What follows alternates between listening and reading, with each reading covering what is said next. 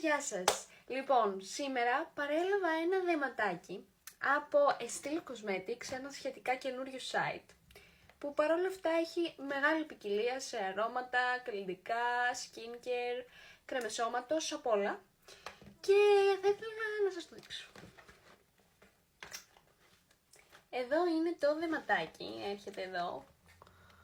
Ας το ανοίξουμε λοιπόν. Ανοίγοντας έχει και την καρτούλα του, το προστατευτικό και εδώ είναι το πακετάκι μας. Με το που ανοίγω το πακέτο, το πρώτο πράγμα που βλέπω είναι μου έχουν στείλει κάποια δειγματάκια από αυγερινό. Αυτό σίγουρα θα το δώσω στη μαμά μου γιατί είναι για μεγαλύτερες ηλικίες. Συγγνώμη μαμά. Και κάποια άλλα για εμένα. Έχει μέσα και 2 καραμελίτσες. Και πάμε τώρα στο κύριο μέρος και παρατηρώ ότι έχω αρκετά προϊόντα από Maybelline. Και ξεκινάω με το make-up της Maybelline, το Fit Me, στο 350 είναι, στην απόχρωση 350. Είναι μια αρκετά σκουροχρώμη απόχρωση, παρόλα αυτά εγώ τη θέλω για να κάνω και μίξη με μια πιο ανοιχτή, ώστε να το φέρω εγώ στα μέτρα μου, αλλά και για μια πιο αρκετά σκουρόχρωμη επιδερμίδα. Στη συνέχεια έχω πάρει και την πουδρίτσα από Maybelline, την Fit Me επίσης, την 120, είναι compact πούδρα, και τη μάσκαρα επίσης από Maybelline.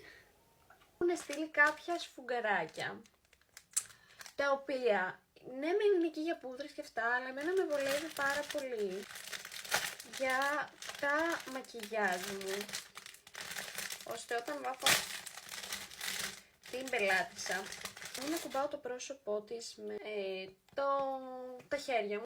Λοιπόν, και ένα ακόμη προϊόν, το οποίο πολύ θέλω να το δοκιμάσω, και είναι ένα lip balm από την Burberry, First Kiss, στην απόχρωση Rose Blush νούμερο 03, και αυτό εδώ, το οποίο είναι και πολύ κοντά στο κραγιόν που φορώ αυτή τη στιγμή. Το απλικατέρ του είναι αυτό. Θα το δοκιμάσω.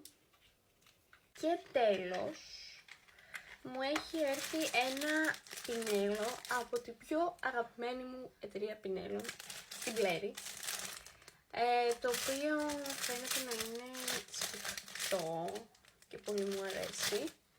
Ναι. Το TAF 27 είναι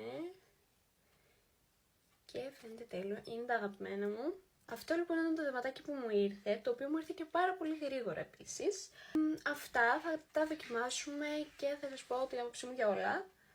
Αυτά λοιπόν, φιλιά πολλά!